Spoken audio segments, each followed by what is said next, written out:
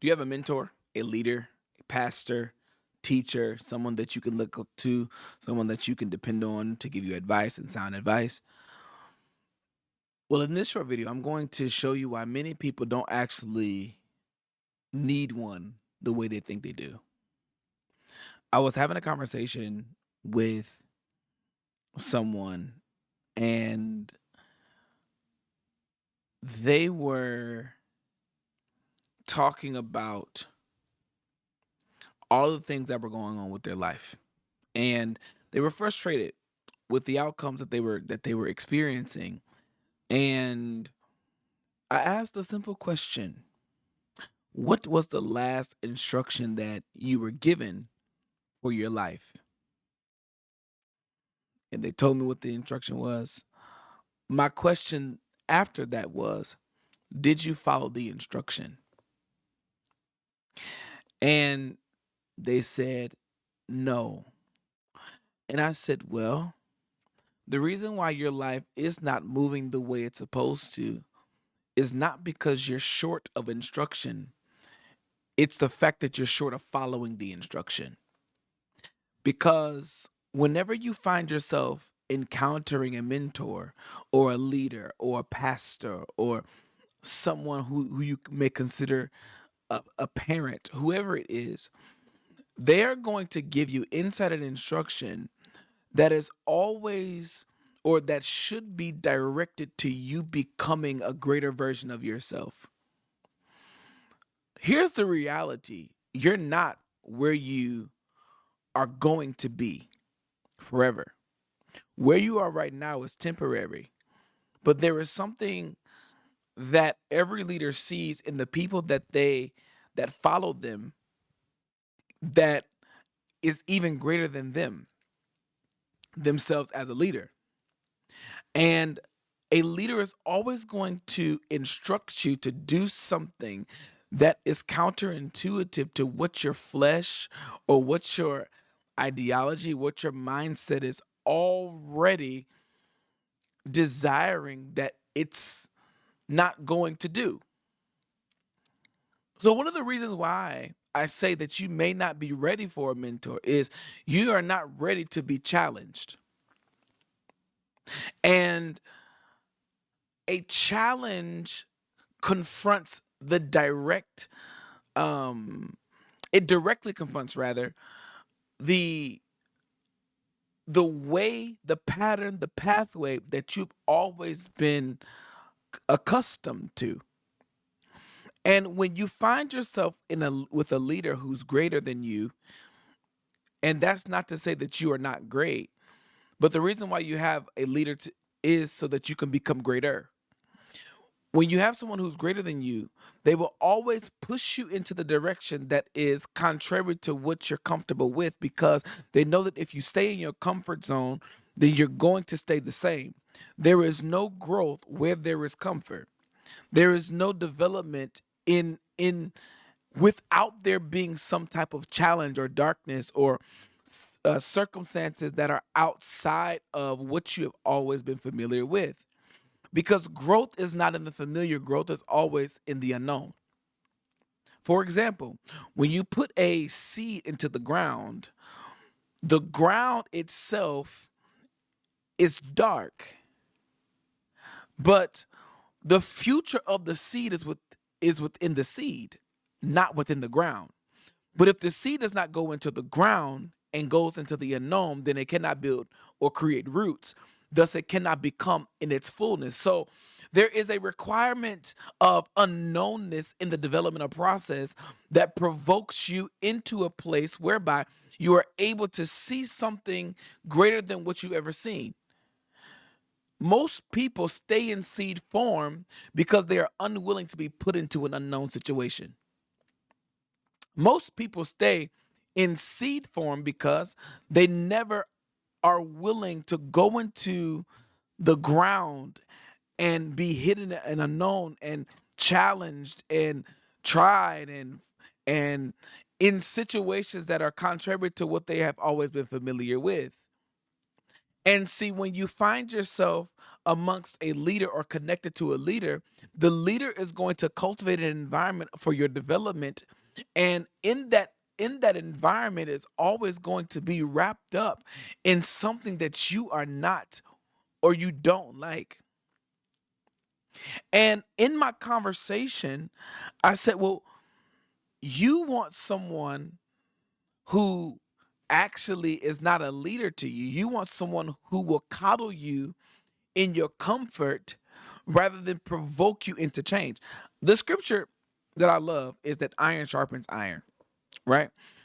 If iron sharpens iron, that means that there's going to be friction because you can't sharpen something without friction, meaning you're not in your highest effectiveness without there being friction so that that the tools that you have can be cultivated and used to a point whereby you are most effective. It's just impossible. And I love having conversations with because I was the same way. I was really, I thought I just knew everything. I thought I could just figure this out on my own.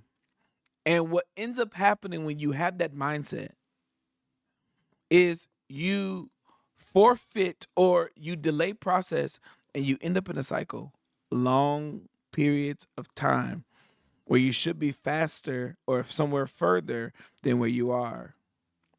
The responsibility of a mentor or coach or leader is to help you get somewhere faster because they've already figured out a framework. All you have to do is follow it. And there's nothing more um frustrating as a leader, and not me anymore, because I realized that every outcome that a person experiences is based upon them and not me. If I've given them something to work with already, it's virtually impossible for you to be connected to or mentored by someone and you stay the same unless you yourself are not applying principle. Because here's the thing about a principle will work for anyone who's willing to work it. So, a principle, that's why it's called a principle. It's first, it's foundational. A principle, there's a university, how do you say, I don't even know how to pronounce the word, a universality or something like that. There's a universalness of of principles that no matter who uses them, it can work for them if they just use them. And the mistake that we make is we think that we already know the way to go. And that's just not true. So, most people, and some of you who may be watching me, you think that you don't need anyone to help you. And that's your greatest downfall. Because if you ever want to get somewhere fast, you need to find someone who's already where you want to be and sit under them and pay them so that you can get to where you want to be faster. Now, it's not to say that you won't have challenge. It's not to say that you won't have upsets and frustrations. It's not to say that you won't have all of the different challenges that come, but you will be able to weather through them with much greater speed than they did because they have given you a framework. One of the things about a mentor that that is so interesting is they've tested what they're teaching you. So all you have to do is do what they say, and instead of making their mistakes, you're able to overcome quicker because they've already made their mistakes. The wisdom that comes or that should be permeating your mind with mentors when you're dealing with mentors is they've already been here, whether small or large. They've already been here. So they have a level of acumen that I don't have that I actually need. And so instead of me um denying or not applying, I need to just take some time and just focus in and lock in on what they said. One of the greatest decisions that I could have ever made was found a mentor. Because not only did the mentor give me development, the mentor could see things that I was unable to see because they're like, they're, I'll never forget. I'll never forget. I was talking to someone and I said, yeah, I want to do this. I want to do this. I want to do this. And my mentor said something to me. He said, what is your message?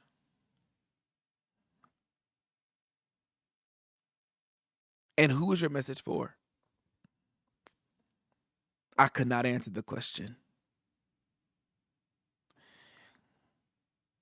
He said, what you want to do is great. It's phenomenal.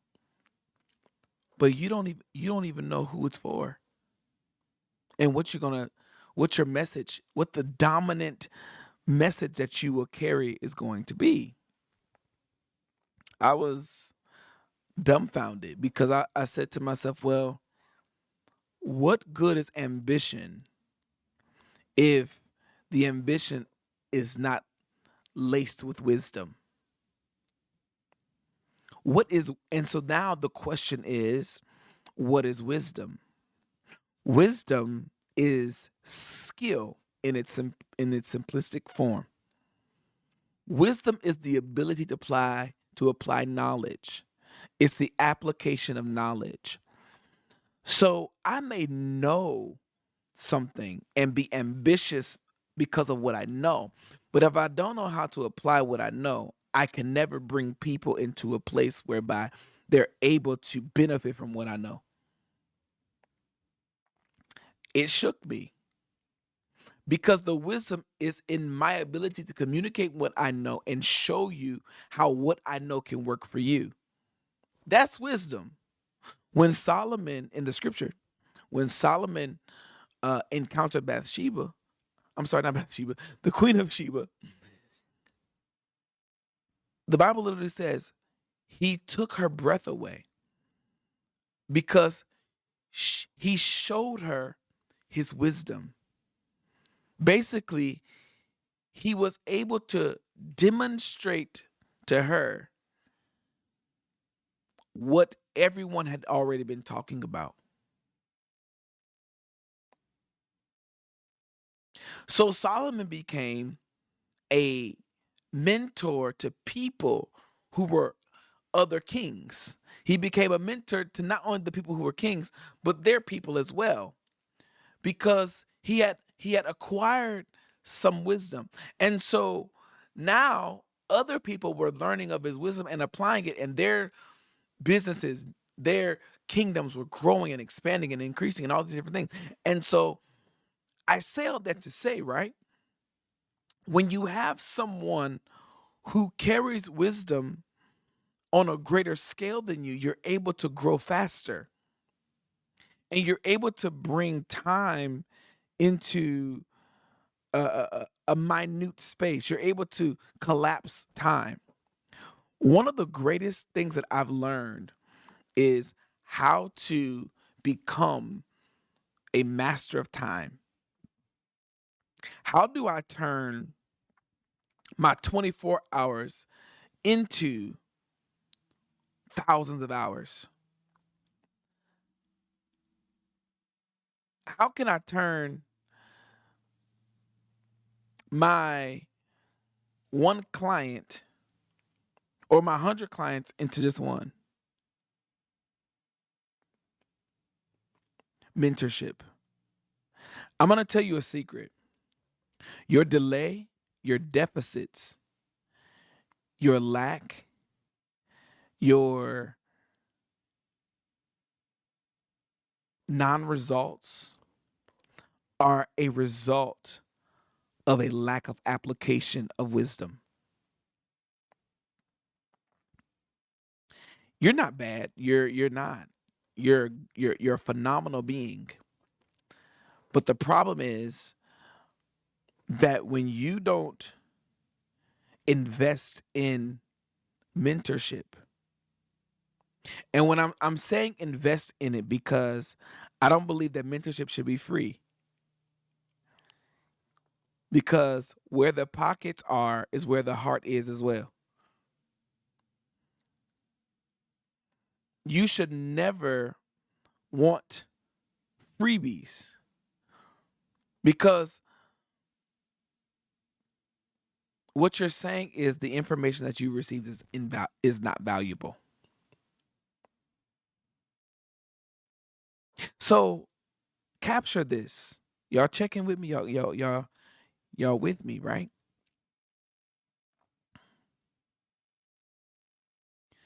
Mentorship is the lifeline of someone who is destined to be great because it shows that you're willing to humble yourself to learn something that is contrary to what you are already used to or accustomed to for the sake of your personal development. When you're investing in mentorship, you're not investing into the mentor. You're investing into yourself. Because I always say, you don't invest downward. And when I say downward, I'm talking about to peep into places, giving to other places that are like lower than you. You always invest upward because if you want to get somewhere higher, you need someone who's higher than you.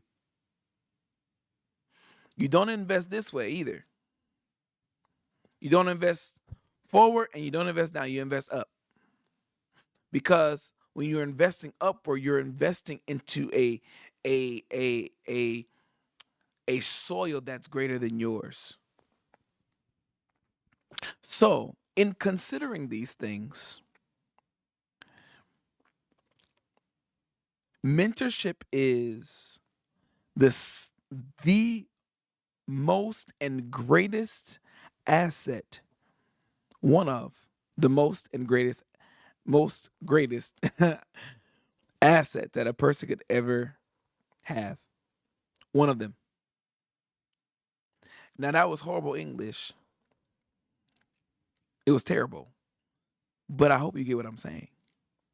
It's one of the greatest assets that you could ever have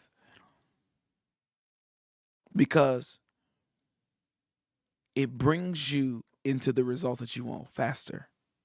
So, if you want to get somewhere fast, find someone who's already there and invest and pay attention to what they do, what they say, and how they are. Because when you're investing in a mentor, you're investing in the future of your life. My name is JaQuan Gamble. I hope you find someone to invest yourself into so that they can invest themselves into. And when you do what they say and do it consistently and watch and see what happens. Peace.